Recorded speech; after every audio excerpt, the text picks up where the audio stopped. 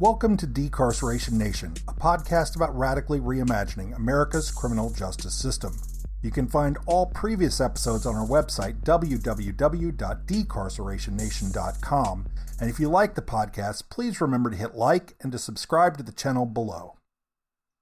Kristin Henning has been representing children accused of crime in Washington, D.C. for more than 25 years and is a nationally recognized trainer and consultant on the intersection of race, adolescence, and policing.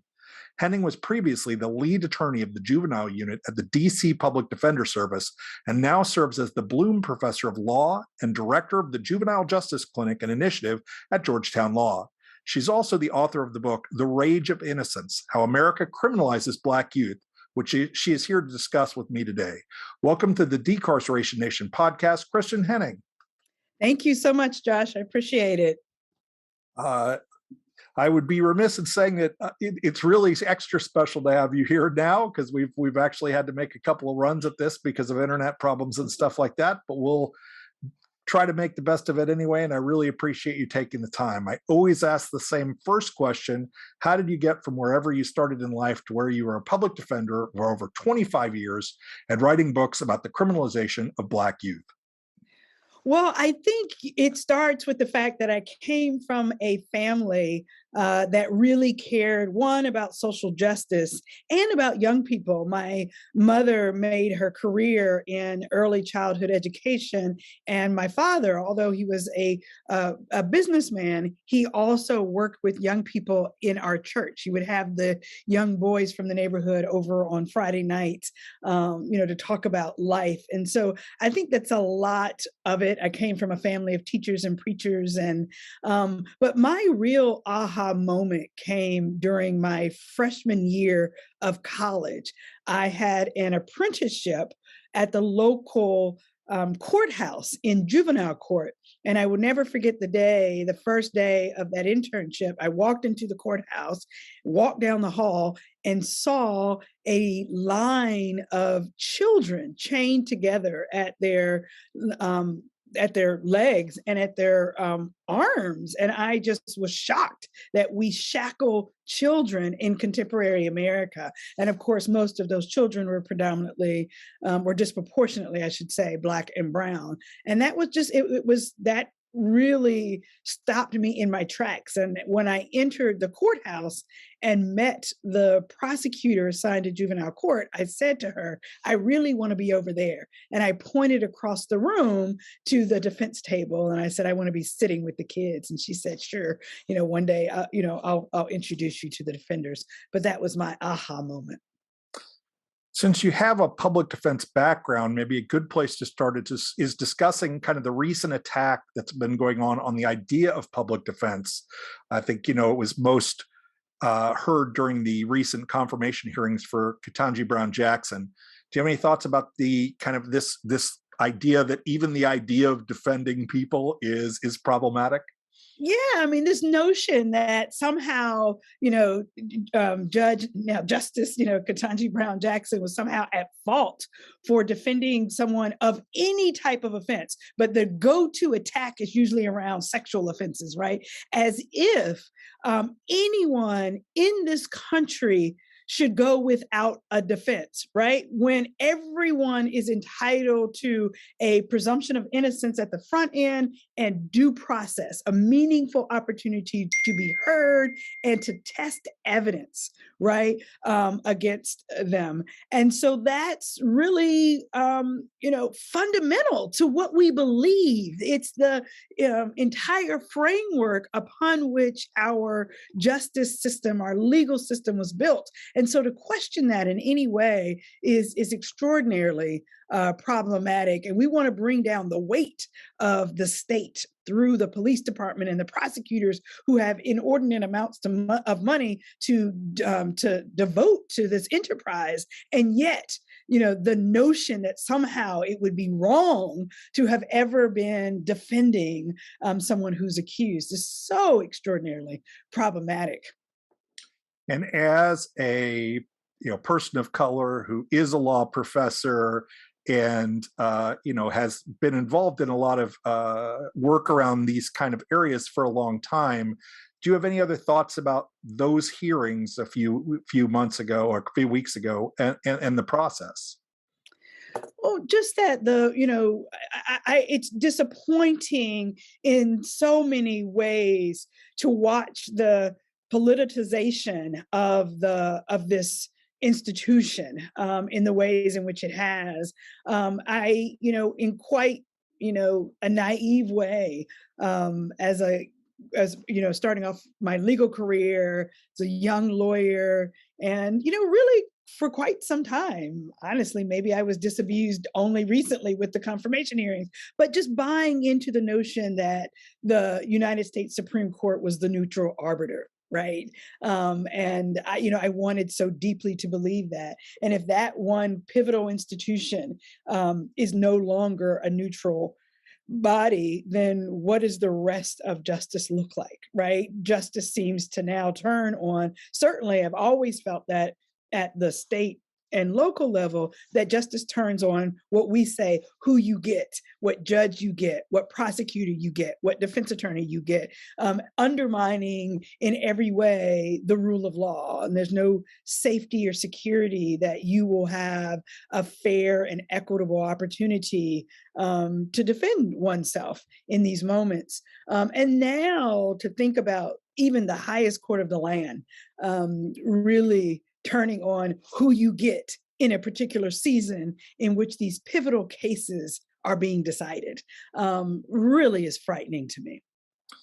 Yeah, for some reason or another, when I was younger, I came into contact with enough postmodernism to always be innately suspicious of the ideas of neutrality and objectivity. And so I'm not sure I was there about them being, neutral per se. Right, I think people bring themselves to everything they do is the way I would probably talk about it. And before we get to the book, since we're talking about the Supreme Court, obviously this is a very tough week, the last week and a half since the leak of the Alito,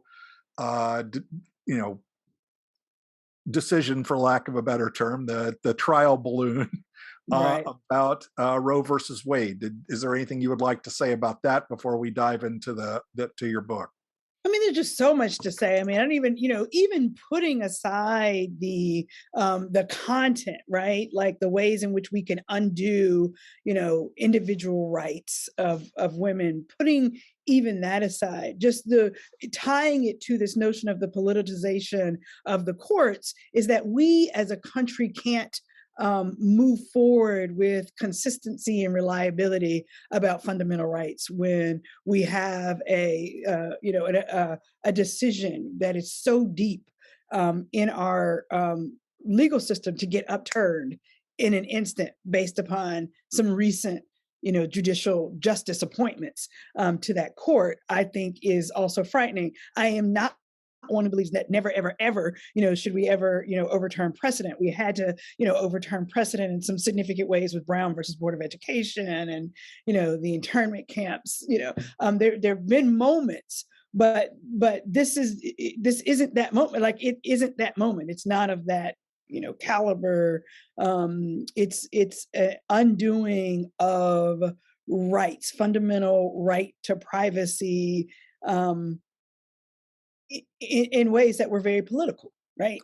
And so there's also, it seems to me like I heard someone say something that I thought was a fairly interesting idea, which is this notion that someone could exercise a right 1 week and be put in prison for using that same power a week later. Isn't that amazing? I mean, it's absolutely a powerful statement and astute for this moment. And that goes to my notions of consistency and reliability. One can't, make decisions about one's life, with that type of upheaval with the stroke of a pen, and it's more than the stroke of a pen, right? With the appointment of certain justices to a court.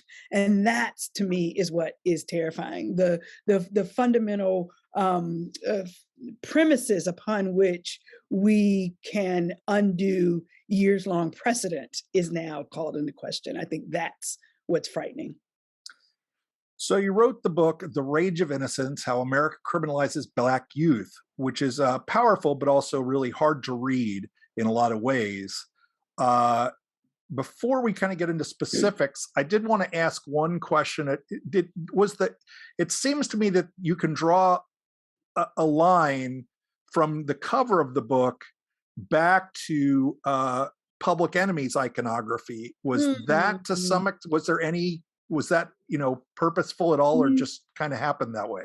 No, yeah, probably just happened that way. Though I do write about hip hop and music. I don't think I take on Public Enemy, though I love Public Enemy and talk about them often. But one of my biggest Twitter moments ever was when Chuck D followed me. That was oh wow, that's pretty big. I can't lay claim to that one. That'd be wonderful. That said, though, no, I think the covers was indeed very intentional, but very much so about the ways in which Black youth are targeted, right? And it's got, as you can see both in your book shot behind your head and behind mine, that we've got, a Black child with a book bag with a target, as if it were target practice on his back. In that particular instance, it's a little boy. Of course, one of the most famous cases that that everybody knows about was a kid who was arrested for stealing a book bag, right? Oh, right, Khalif Browder. Yeah. So that wasn't connected up either. It's just I love these. Now you're giving me more to talk about on the road and what the cover could mean. But in all seriousness, I think that the reason why Public Enemy used that iconography is very similar to the reason why you're using it. So I think that maybe there's a spiritual kinship there, if nothing else. There we go. I have to look this up and reach out. Right, yeah. Okay. So the thing that always gets me thinking about this topic, like the thing that I can't get my mind past, there's a lot of things that upset me, but I think the thing that, since it happened, I've never been able to get past is the case of Tamir Rice. My feeling is that we are and have been in an incredibly bad place in this country if a young boy can't play in a playground with a toy gun without getting shot dead within 5 seconds by police. I've unfortunately watched that video way too many times, and it's still just I can't process it correctly. Right. Can you use this example to kind of ground your work and kind of what the book is about? Yeah, that's a wonderful question, because it allows me to sort of highlight some of the key themes of the book, all of which are, evident in that story, starting with the criminalization of normal adolescence. And so you hit the nail on the head. The idea that a child of any race or class can't play, right, is in and of itself a huge revelation and problem for our country. And the ways in which I learned a lot in writing this book about the extraordinary developmental benefits of recreation, play, and leisure. And it is something that I think I and so many of us take for granted. You think about these last 2 years and how difficult it's been for all of us as adults in the pandemic, and the absolute need for just to be able to walk outside and breathe, for a moment of being able to relax and laugh, and whatever it is, whether it's watch TV, even with the mask, seeing friends, when the summer hit, going outside and having a picnic in the backyard, all of those were essential for our mental health as adults. Think about how much more so that's true for children. And so I began to realize and study about these developmental benefits. Play is not only essential for physical exercise and growth, but it is also essential for that mental reprieve, that life is stressful for all of us, and that play gives a child a chance to put life in perspective, to have the pressure off, and just enjoy. So that's one thing. The other thing, we know that that play, recreation, and leisure also contribute to social dynamics, right? It teaches leadership skills and how to work well with others. And, it teaches young people to figure out what they're good at, whether it's athletics or being creative and playful. So all these things are part and parcel of how we grow up to be good, healthy adults. And so we're depriving Black children in particular of these moments, of this essential developmental stage of play, recreation, and leisure. And so that's one thing. Mm-hmm. Yeah, it's kind of interesting because I think on the one side, you kind of have this, thing where, I think they call it the opposite of free range kids or wherever, where kids aren't allowed to, go out, be away from their parents, do any of the things that we did when we were probably kids. Right. And then on the other side, you have this thing where kids are being seen as the problem. And so they're not allowed to, it's like you wonder, where can kids be kids? That's right. That's right. There's no safe space. I mean, Tamir Rice was in a park, the quintessential place for play, right? And I say all the time, kids aren't safe in school. Kids aren't, to play and experiment in school anymore. Kids aren't, it's not safe for them to sit on their corner, right? In their stoop, on their front porch, in Black and brown communities that are heavily policed, that even that, like I write a lot in the book about other examples of play, right? Or just the whole recreation after school. Kids very often convene at a local restaurant, the local Rita's Ice, the local McDonald's, and they, walk home to school and they hang out in front of those places. And that are, we see children after children, being arrested in those spaces for, I had a child arrested for incommoding. I'm like, what in the world is incommoding? I didn't even know what that is. Turns out it was blocking passage. It's a fancy term for blocking passage so that people couldn't get in the front door. Are you kidding me right now?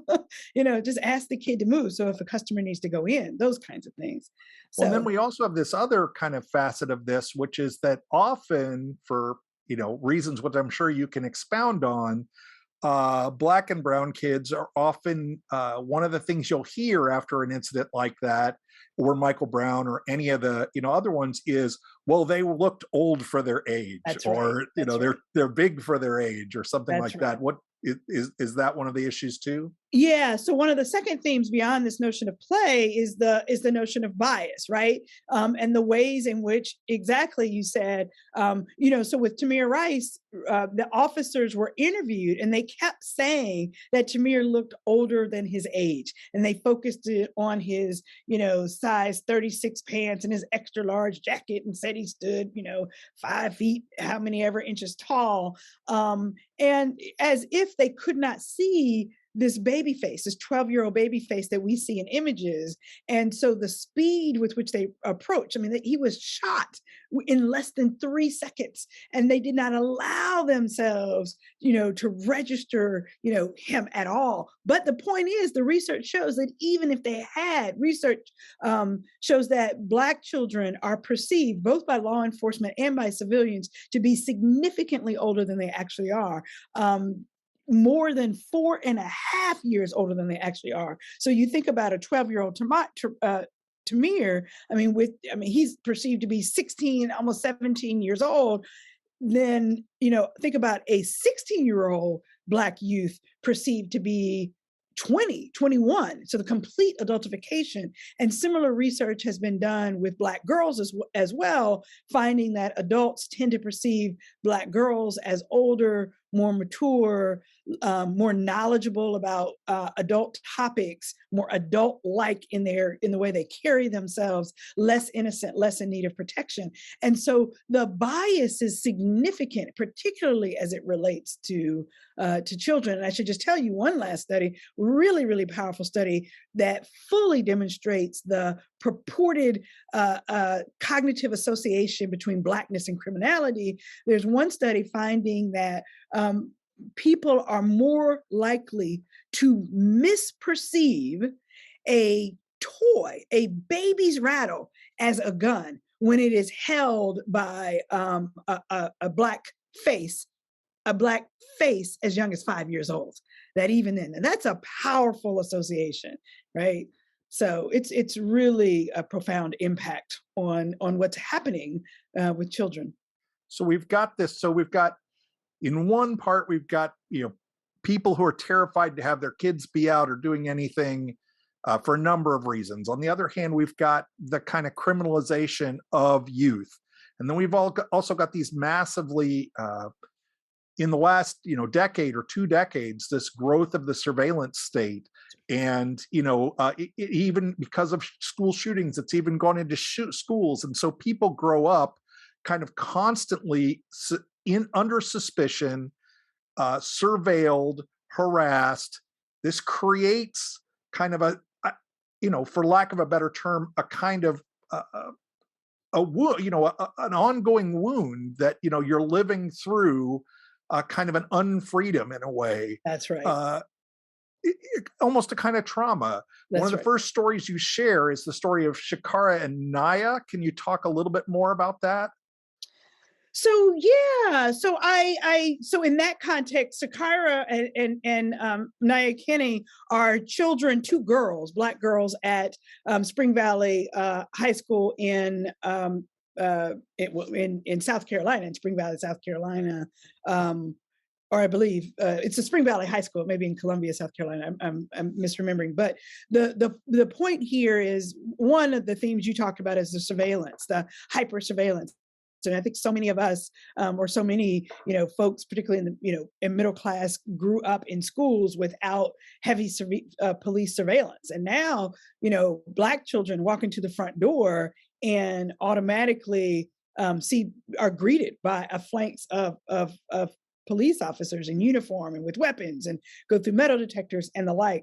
And so here in Shakira's story, so Shakira was was in her math class, and they were taking a test, and her math teacher saw her on her phone. Well, the math teacher purportedly went up to her and said, put your phone away. She didn't do so immediately. And so he calls for assistance at the front office, and the front office sends a school deputy. School deputy comes to the classroom and literally physically rips Shakira from her seat, right, in front of the entire class. Naya Kenny is relevant because she stops and records this incident, and that's how it became a national story, because she recorded this encounter. And so again, more themes. One, this notion of children being under the constant surveillance of police, that the over reliance on police for routine discipline of children, routine school discipline. Also, the use of excessive force, right? The violence, both with Tamir Rice and with Shakira. Why is that a necessary response? Even if police intervention were necessary in those moments, why do we default to tasers, dog bites, body slam procedures like the one that was used with Shakira, guns? Why are we shooting, at children, in the pretty long list of children who've been killed by the police in the last couple of years? Why are we resorting to any of that as a response? It goes back to our earlier point: children aren't safe. Black children aren't safe. And if you want me to talk about trauma, that's a whole nother scenario. I have an entire chapter on trauma associated with police presence. Yeah, and I think it's also interesting that Naya got in trouble for, in essence, reversing the surveillance on the officer. That's right. So like, even in a sense, trying to to use the same kind of surveillance to protect people can get you into trouble.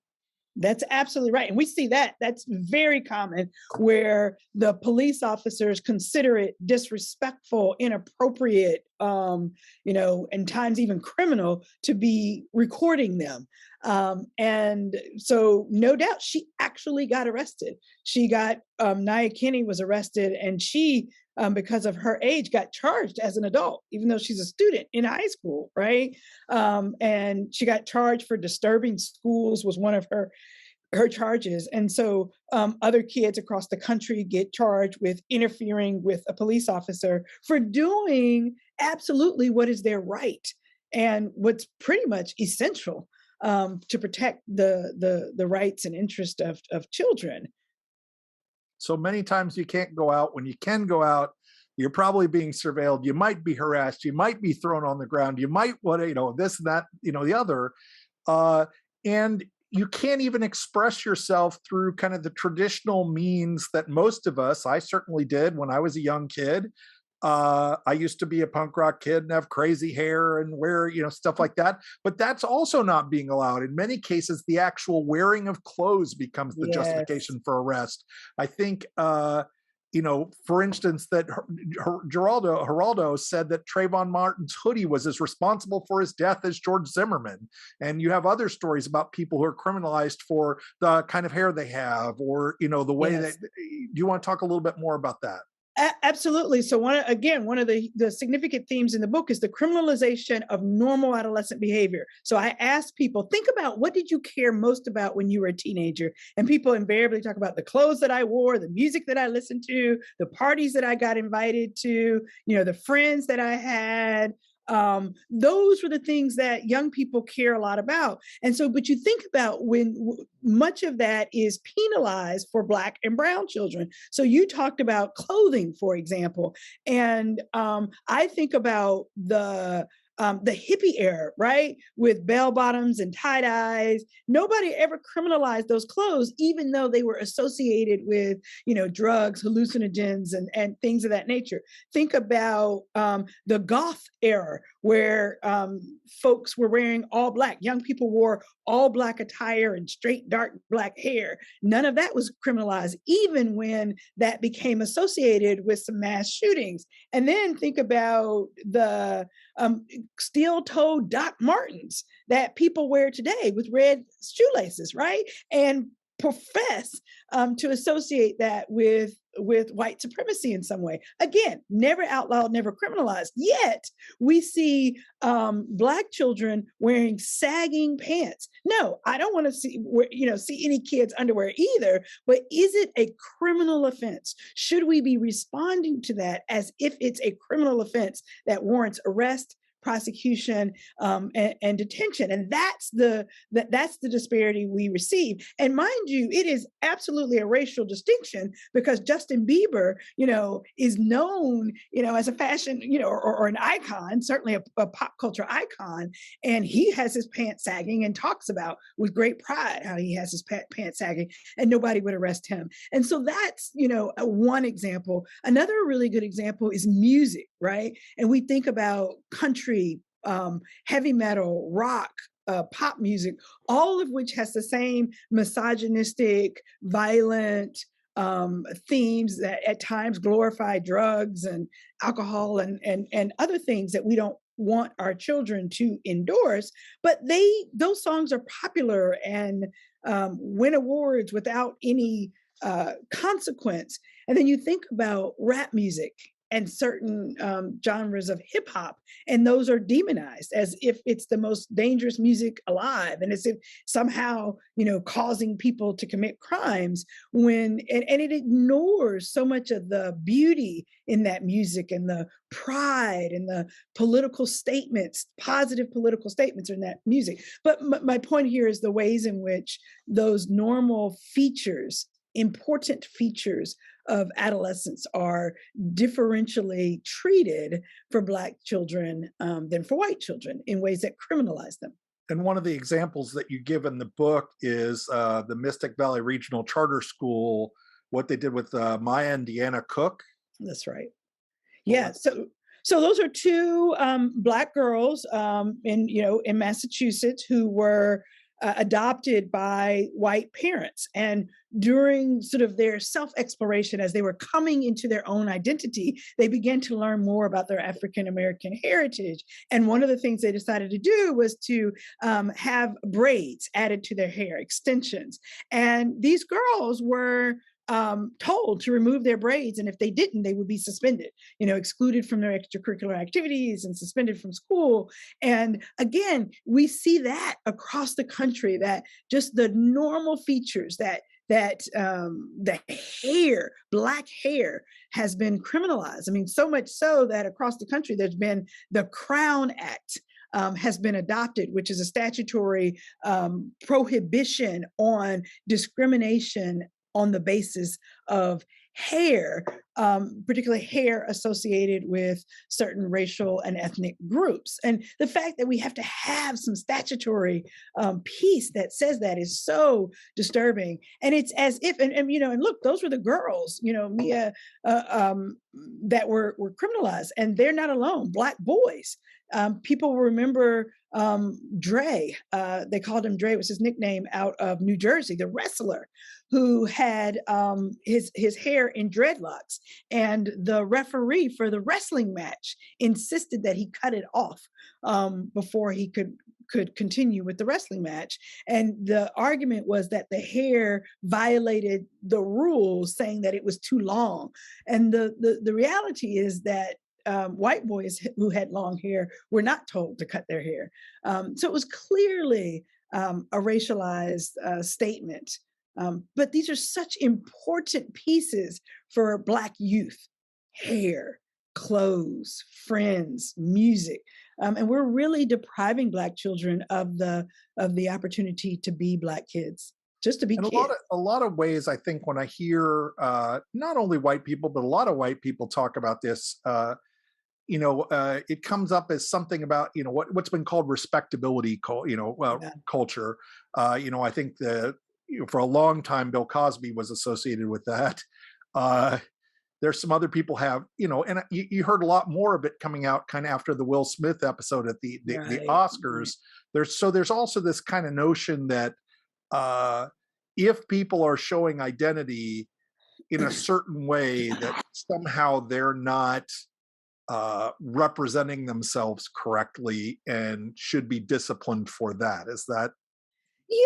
So this notion of respectability politics, it's internal, the ways in which even within the African American community, the elders or, certain parents or more conservative voices within the Black community say to young people that they should conform to mainstream society and should not wear their hair as in braids or in dreadlocks or the like. And what we find, though, I think is a really nuanced examination of what's really happening. On some level, I think these are also safety politics. In other words, Black elders and Black parents think that they can protect their children from harm, from getting shot, and from getting excluded from opportunities like education and employment by dressing in their Sunday best and looking like traditional mainstream America. But here's the problem with that. I think young people see for themselves that throughout history, including the civil rights era, that Black folks dressed in their Sunday best did not avoid discrimination and did not avoid violence, right? And so, they know that the safety politics doesn't work.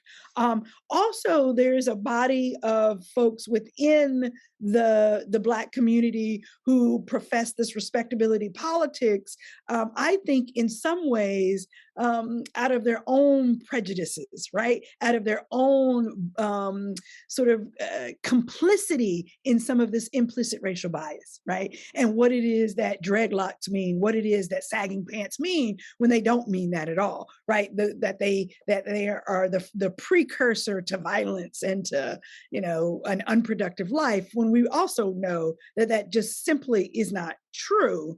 And so I think it's just so much more of a complicated story, and that we have to figure out, why is it that we demonize certain adolescent culture, but we don't demonize, tie-dyes and baggy pants. Tie-dye and bell bottoms during the hippie era. And I think one of the other things that's worth noting is all the ways in which Black culture has been appropriated by mainstream media and white media, and by the artistic culture of America for their own economic gain, right? So that, again, Justin Bieber wearing sagging pants is like a thing, right? Among white kids. And there was a time when white girls would braid their hair to look like, extensions as well. All of that is fine.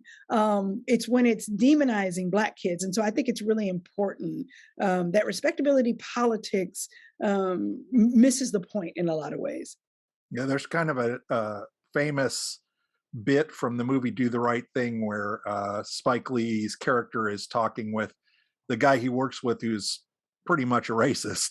Yeah. And he brings up that the guy, all of his favorite people are, but why do you act like that when everyone you like is, as a Black performer, your favorite musician, your favorite right, actor, your favorite, it's a really good primer for this part of the discussion. Now, I know when I was a kid, if I did something wrong, I would get sent to the guidance counselor. I mean, I'm sure everybody has seen the movie The Breakfast Club. Right. You might get detention, or you might get, some kind of school service, but that's not how schools operate anymore. I think you refer to entering schools as like entering prisons now. I know a little bit about entering prisons, but not so much about entering schools. Do you want to talk a little bit? Yeah. So, I mean, truly, when I go in to a local school, the front door looks a whole lot like the front door of a detention facility. And so, for example,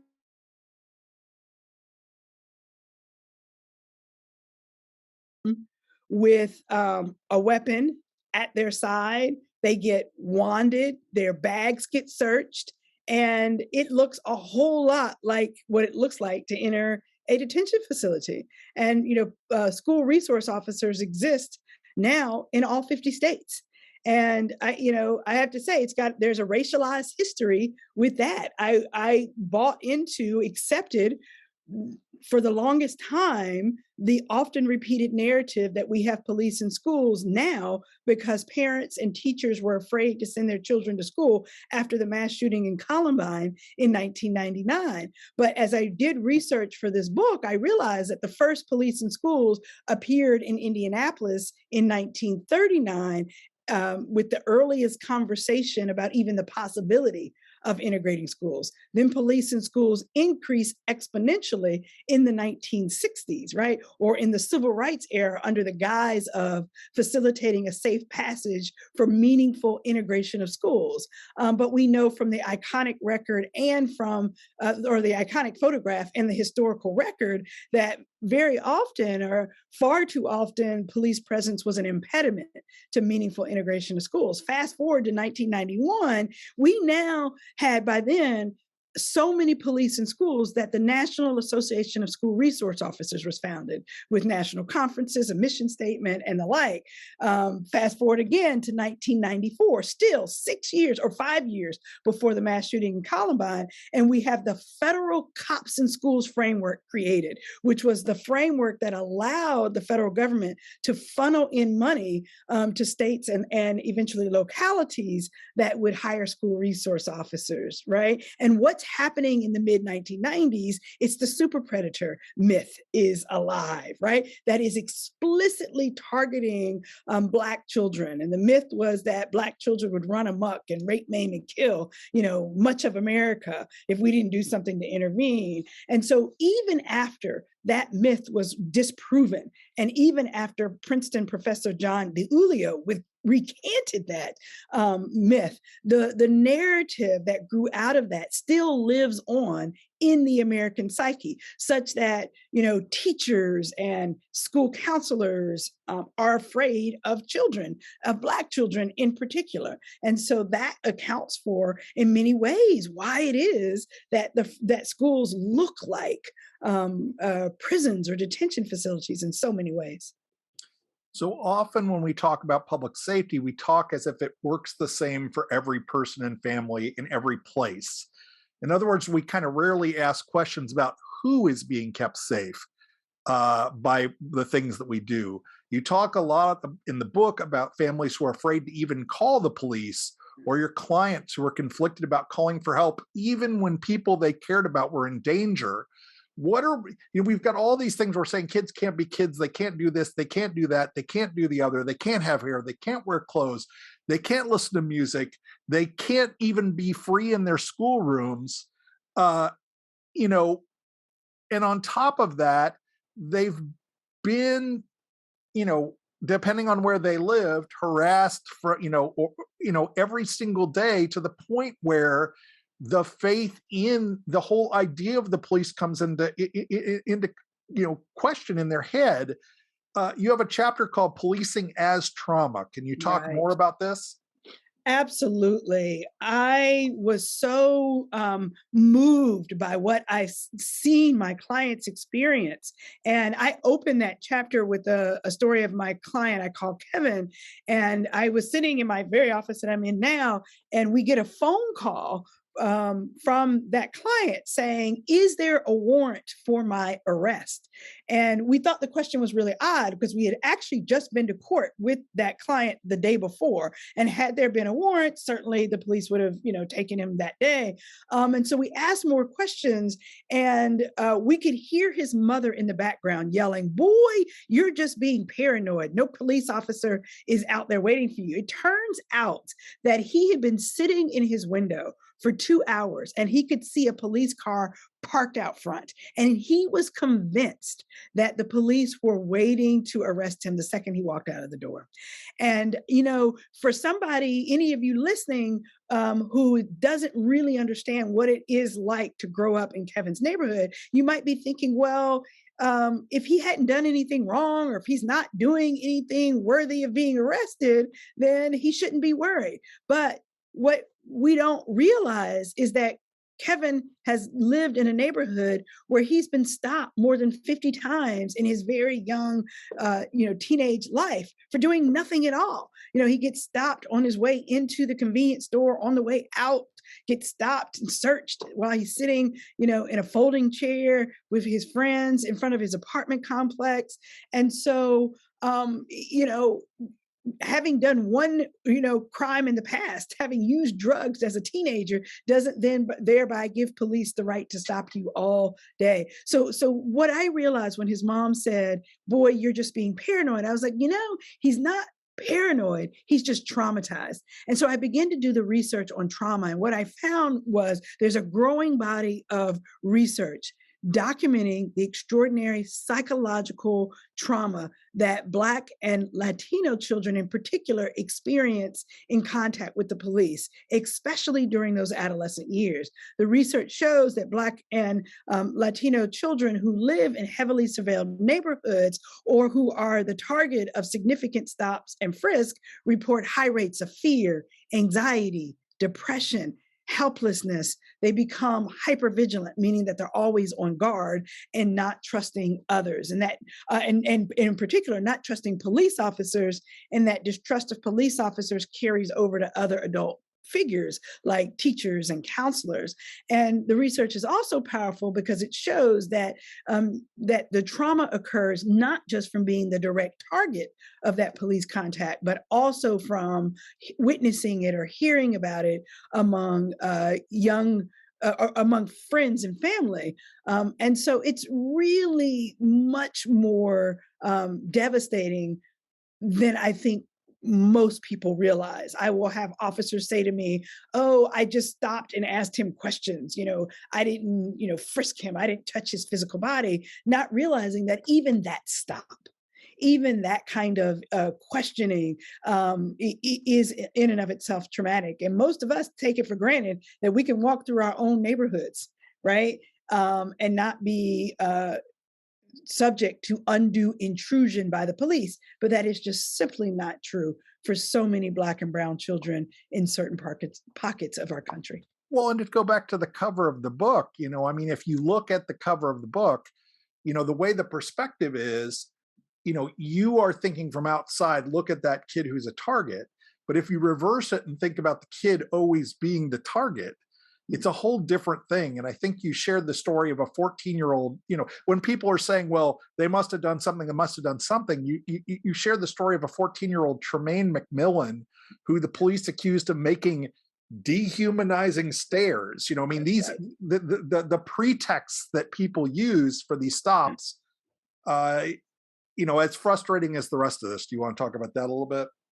Absolutely. I mean, and again, it ties back to the criminalization of normal adolescence and our perspective on and perception of a Black child. So, I mean, Tremaine McMillan was like a child at the beach on 4th of July, you know, in Florida. And he was roughhousing, literally tussling on a beach like two children do. He and another friend of his who were at the beach together, just tussling and having a good time, play fighting. And a police officer comes up on his ATV and is like, "Where's your mother?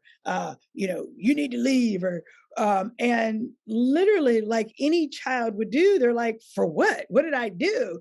And the officer claimed that he was, quote unquote, making dehumanizing stares and balling up his fist. Well, I don't know about any of you out there, but have you seen a kid who thinks something is unfair? They huff and they puff, right? And they're emotional and they're reactive. They do what teenagers do. That's what they do. And but he got, you know, literally arrested, taken to the ground, put in a chokehold, and you know, Tremaine was holding a little puppy, and his puppy, you know, gets, you know, smashed up under, you know, the takedown. I mean, it's just appalling. And their reaction, the officer's reaction in subsequent news interviews, like it is in so many places across the country. Well, if he had just obeyed, if he had just complied, wait, I'm sorry, what part of he was a teenager did you forget? Right? Like, Well, it's also like not like he wasn't complying. He was right. complying. He just wasn't happy about it. Exactly. Exactly that. Perfect. You know, I mean, yeah, I get in a lot of trouble sometimes because everybody loves the character Batman. You talk about this a little bit in the book too. I personally have never been a fan of Batman. Not that the storytelling's bad or the movies are bad, but it seems to me like it's propaganda. It's an attempt to normalize tough on crime narratives, vigilantism, and kind of justify kind of that kind of violence. We just had like the 20th retelling in a movie of that story. Right. But I feel like this plays out generally a lot more like what happened to Jordan Davis. Can you kind of put this all in context for us? Yeah.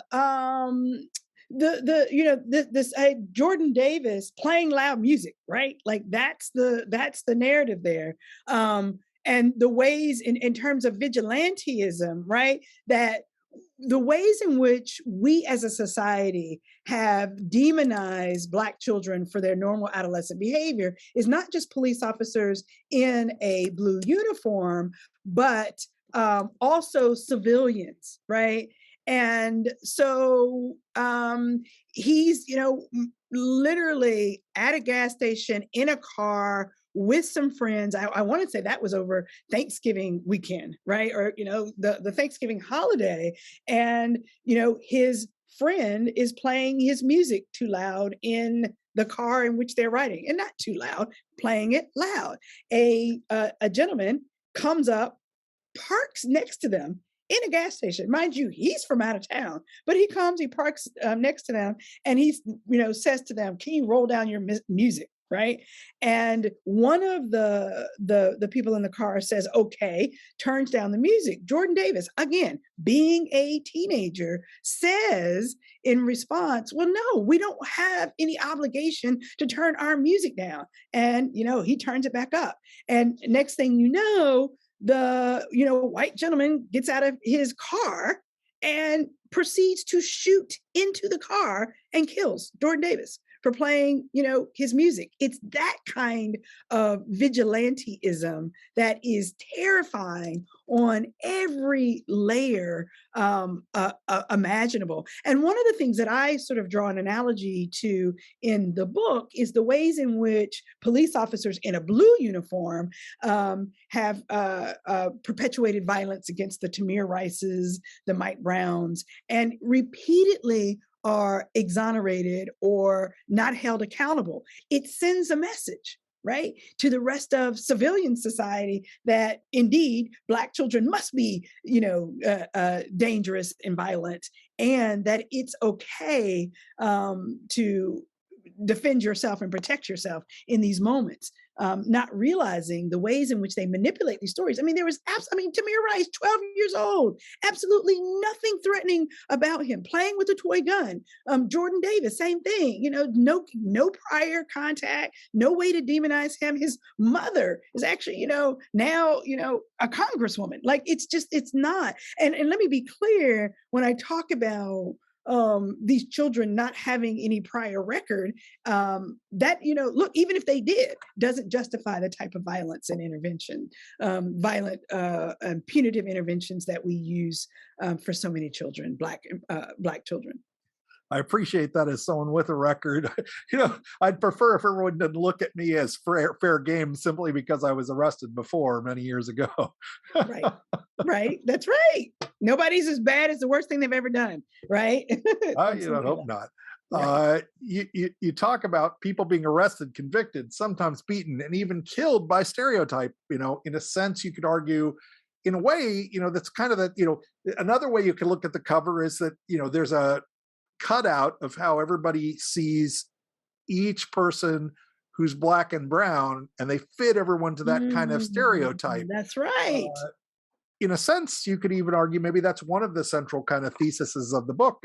Am I kind of getting that right? I love it. You're like my analytical hero here. No, but absolutely right. The ways in which, and it goes to this implicit bias, right? Like the ways in which Black children have been reduced to sort of this reductionist approach to Black children must all be the same, right? It's the same thing with like music, the assumption that all rap is the same, right? All hip hop music is the same, when in fact, even within rap music, there are multiple sort of genres. In the same way, there are multiple genres within country music. There's dirty country, and so like, but we tend to over essentialize, Blackness and Black children in particular in ways that dehumanize them and criminalize all Black children. And that's in part the root of these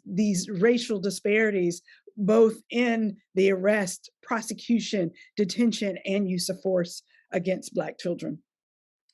I think another kind of question that I don't know if the book, in a sense, the book asks it, I'm not sure if it answers it, but this is something I think about a lot, is what is equal justice? I've thought about this a lot because I tend to think what we should be asking for is equal mercy instead of equal punishment. A lot of times people say, like there's a lot of examples we've gone through like this, hippies didn't get this criminalization. Right. So why should, and people's tendency is to say, let's make everyone get the same punishment. I think Tom Cotton most famously said, let's not get rid of mandatory minimums. Let's just make sure that everybody gets harsh sentences. No, right. I see.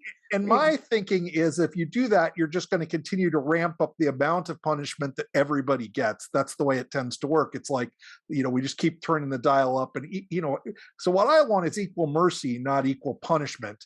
But to some extent, that's easy for me to say because, I'm a white guy who did a very short sentence. I guess I just think that equal punishment tends to serve the same narratives and stereotypes that we're trying to break down here. I suspect that you probably struggle with this a bit yourself. How do we find actual justice? Where is actual justice? Well, it's interesting, Josh, that it's a little bit, in my view, easier to talk about what equity would look like when we're talking about children in the legal system, right? And that is, I would argue, for a developmental equity framework, which is not a punitive framework at all. And that we as a country have decided to have separate juvenile courts for children who make mistakes and commit offenses, and that the philosophy of we try to make as few of them eligible for it as possible. But yes, Right, exactly. Sorry, I couldn't resist. Yes, exactly. By transferring kids to adult court, making exceptions to the juvenile court rule. But here's the deal, right? But the juvenile court is alive and kicking, and that the fundamental philosophy behind juvenile court is a rehabilitative approach. It's not meant to be punitive at all. And in the last, quarter of a century, last 25 years, we now know more about the adolescent brain than we ever did before, right? And adolescent key features of what they call social, the social psychology of adolescence, more than we ever did before. And that research leads us to two places. One, diminished culpability of children, right? So that the mitigating effects, or the mitigating benefits, if you will, of adolescence bode in favor of less harsh, less punitive sentences. So our Supreme Court has declared that the death penalty, although we did it so incredibly late compared to other countries, but that the death penalty is inappropriate for a person who commits a crime under the age of 18, that even juvenile life without the possibility of parole is inappropriate for all people who commit crimes under the age of non-homicide crimes under the age of 18. And then even mandatory life without parole is cruel and unusual punishment, even in homicide cases for children, right? So there's this notion of, we know that children are less culpable for all the features. And guess what? They're also more amenable to rehabilitation. I wanted to belabor that point, give you that detail, because that's the foundation of developmental equity. We have decided that as a country. Now, what the data shows is what you were getting to, which is that we make exceptions, and the exceptions fall disproportionately on Black and Latino children. So when you get into these severe sentences, the more severe the sentence, the greater the racial disparity is. So you think about juvenile life without parole, or the notion of life without parole for a child, right? As if they can never be salvaged, as if they can never be redeemed, which just the science just does not support that proposition. That you're talking then, when people make that decision, they're talking about Black and brown children. And then the final point I'll make is, somebody did an empirical study on that. Anita Rattan did this study in which it's called The Fragility of Innocence, right? Where they gave a factual scenario to participants in the study. And it was actually, the factual scenario was straight out of one of those life without parole cases. And it was about a teenager who had committed this brutal rape of an elderly woman. And in the fact pattern, they manipulated the race of the participants. So let's say half of the participants got the same scenario with a Black child, and then the other half got it with a white child. Every single person was given information about adolescent, the mitigating features of adolescence and the alternative rehabilitative responses to adolescence. So everybody had the same knowledge about adolescence, but guess who was in favor of severe life without parole sentences? It was those participants who believed the kids were Black. When they believed that the kids were white, they were in favor of these alternative approaches, these rehabilitative approaches to white children who engaged in the exact same factual behavior. So that just shows you how we're willing to give the developmental benefits, the mitigation to white youth, but not to Black youth. But there's also, and I think that actually brings the other problem to bear, which is, we started this thing talking about like Tamir Rice. You and I see Tamir Rice and we go, how could anyone shoot that kid? The officer clearly saw Tamir Rice and said, that kid's dangerous, I better shoot him.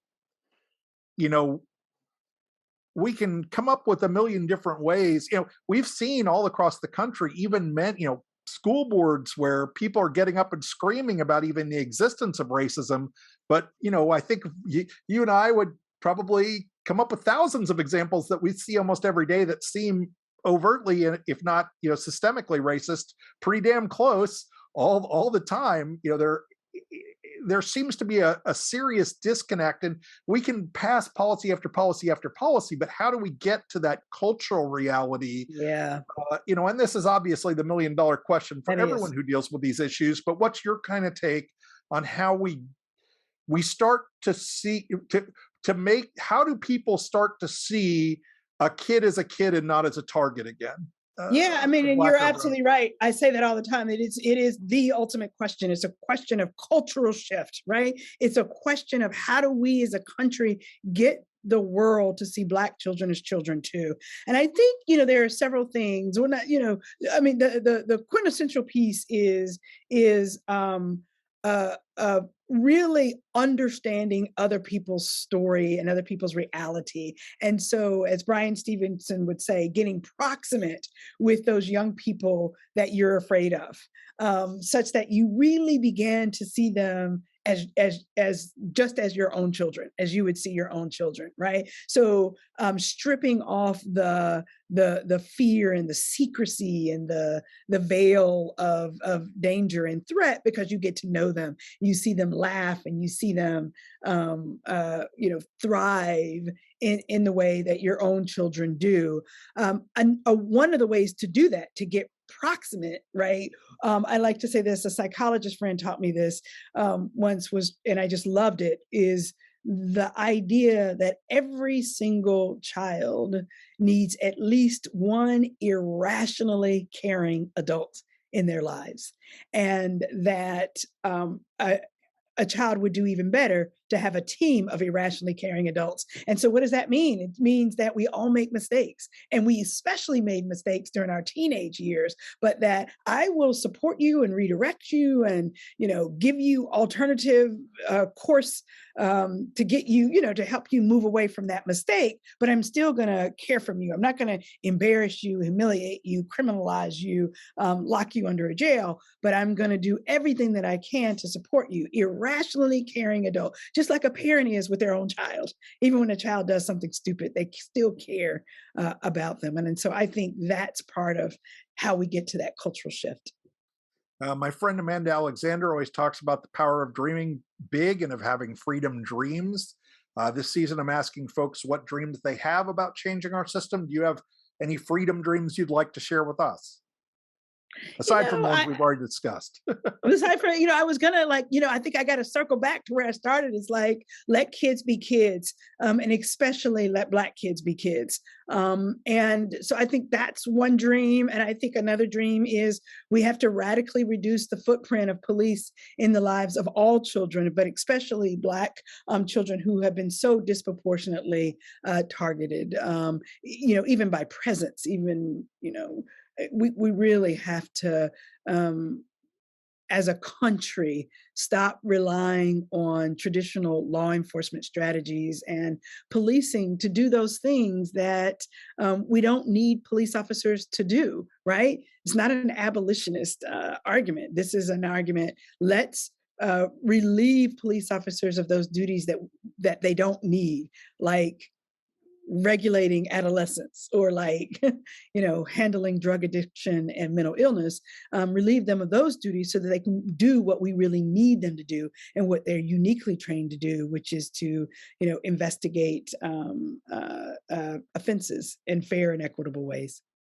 Yeah, I mean, reading this book, a lot of the books I read make me kind of grumpy, frustrated, and angry. But this is one of them that made me angry. Usually I ask about hobbies, and if you have any hobbies, feel free to talk about those.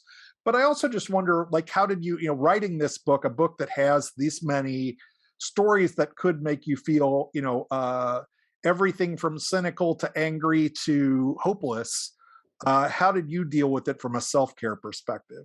Yeah, it's a good question, because this was indeed extraordinarily hard to write. It's hard to be a Black woman in America and not have some direct, contact with the criminal legal system, whether it's a cousin, a nephew, a neighbor, somebody. And that's certainly true for me. My brother was in the system, and so I found myself unexpectedly having to psychologically relive some of that, and that appears in the book. I also found that as I went back and revisited some of my clients' stories, that I was experiencing some level of secondary trauma in ways that also were shocking to me. And I kept thinking to myself, if it's this traumatic for me on review, right? Imagine how even more traumatic it was in the moment for the young person. So all that to say, just affirming what you said about how difficult was it to write. And I think for me, it's a function of, faith, that there will be reform eventually, that we have to stay the course, as Martin Luther King, said,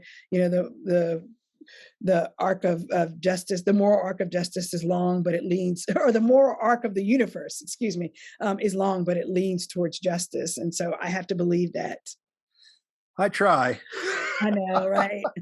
I work hard to keep believing it, but some days I'm not so sure, Yeah, I hear you. I have those days too. Let's be clear. I know you wrote a book. We're talking about your book, but I also like to ask people if there are any criminal justice related books that they like and might recommend to our listeners. Do you have any other favorite books aside from your own? Yeah, I mean, for sure. Chokehold by Paul Butler. Basically, his premise is this is the way the system works exactly how it was designed to work. I think it's a very powerful statement. I would put on the list for sure James Foreman's book, Locking Up Our Own. One of the first good interviews I had that was nice enough to come on the podcast was to talk about. Great. I'm so glad to hear that. Yeah. He's a good friend. So definitely his book, Policing the Black Man, which is an anthology edited by Angela Davis. I would recommend that one. And of course, Michelle Alexander's The New Jim Crow. So that's a lot of those that have been really influential in my thinking. And how would you recommend people find your book? And feel free to say the title again so everyone gets it. Absolutely. The Rage of Innocence, How America Criminalizes Black Youth. And it is truly available wherever books are sold, the big box stores, as well as the independent bookstores. Also, if you go to my website, rageofinnocence.com. rageofinnocence.com. You can find more about the book, more about the work that I'm doing at Georgetown Law School in partnership with a number of organizations like the Galt Center to really resist some of the racial disparities and racial injustice in the juvenile legal system. Our Ambassadors for Racial Justice program, our Racial Justice Toolkit, our Racial Justice Training Series. We have a lot of programs that we're trying to take this book and actualize reform. What does reform look like? But The Rage of Innocence, How America Criminalizes Black Youth. We talk a lot in this country about the need for police reform, but the need for police reform around children in particular, and Black children in particular, requires a special telling. And so that's what this book does. I always ask the same last question. What did I mess up? What question should I have asked but did not? None at all. I think you got it. No, I think that's right. And I'll say this maybe as my last point, which is that, this book weaves together stories, so that this book is about giving voice to children who have been impacted by this criminalization and hypersurveillance and dehumanizing, punitive responses, even to their mistakes. And I weave those stories together with the research and the data in what I hope will be plain language. So it's a mass press book. It's meant for everyone. And it's not an academic legal text only. So I hope that folks will be interested in read. Yeah, I think one of the really powerful things about the book is you do a great job of presenting stories, but backing it up with all the data. I know you're at Georgetown Law, so if you get a chance to say hi to my friend Sean Hopwood, please. Oh, definitely. And thanks so much for doing this. It was a real pleasure to talk to you. Yeah, all right, you too. Thank you so much for having me, Josh, and for having this podcast that covers so many of the books on the criminal legal system and the juvenile legal system. So thank you. Absolutely. Thanks. Thanks so much for listening to the Decarceration Nation podcast. You can learn more about this episode in the notes or visit our website, www.decarcerationnation.com. If you enjoyed the podcast, please subscribe, and please like this episode and leave comments below. Special thanks to Andrew Stein, who does the editing and post-production for me, to Ann Espo for helping with our transcripts and social media images, and to Alex Mayo, who helps with our website and does the video transcription. Make sure and add us on social media and share our posts across your network. Also, thanks to my employer, Safe and Just Michigan, for helping to support the Decarceration Nation podcast. Thanks so much for listening to the Decarceration Nation podcast. See you next time.